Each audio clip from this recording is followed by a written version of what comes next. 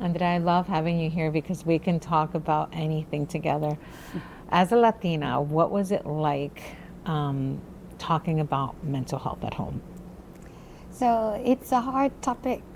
It can be very challenging because I think as Latinas, we want to be a strong woman. And sometimes that translates as not having emotions. So when we think we're not allowed to have the emotions, then we don't express them. And so then they become something that's bottled up because we want to show that we're strong.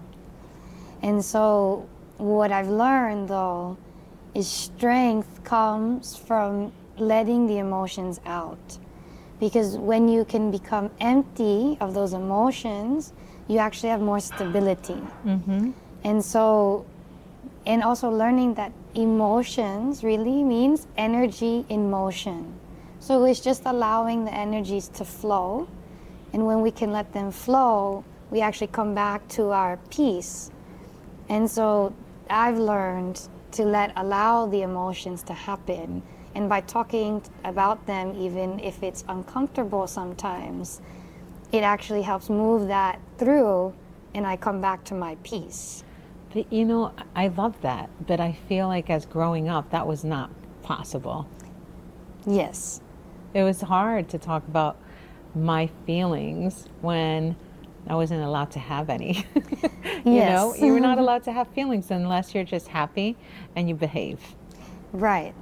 And I agree. Like, I came from strong women who came from generations that didn't share their emotions. There was no time to share emotions. It's true.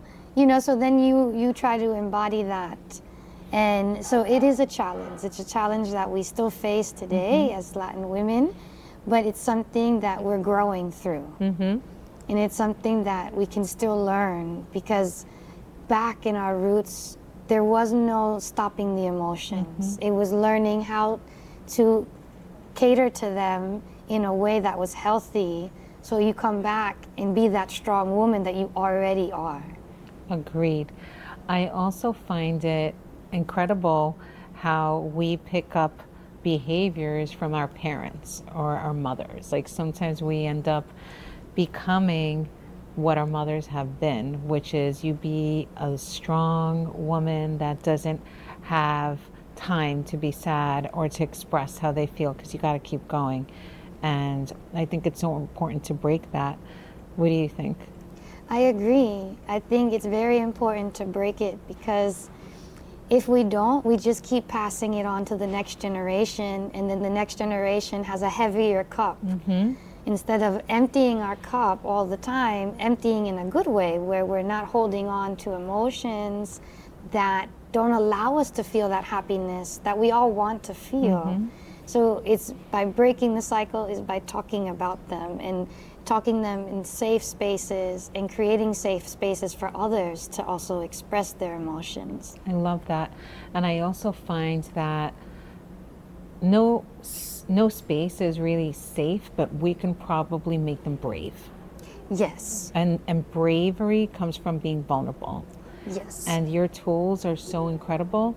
And we're so happy that you're part of this community of incredible guides to support the mental health and wellness of our community. Any last words of wisdom? I think it's great that you said that. That's right, making brave spaces.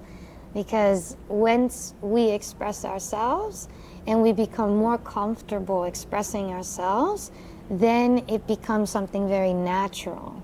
That is not something we have to face a hurdle each time. It becomes something more fluid. I love that. I didn't think of it that way. Just be comfortable in expressing yourself more and more, because that's what brave means. Having confidence in speaking your truth and honoring your word. Exactly. Mente sana. Cuerpo sano.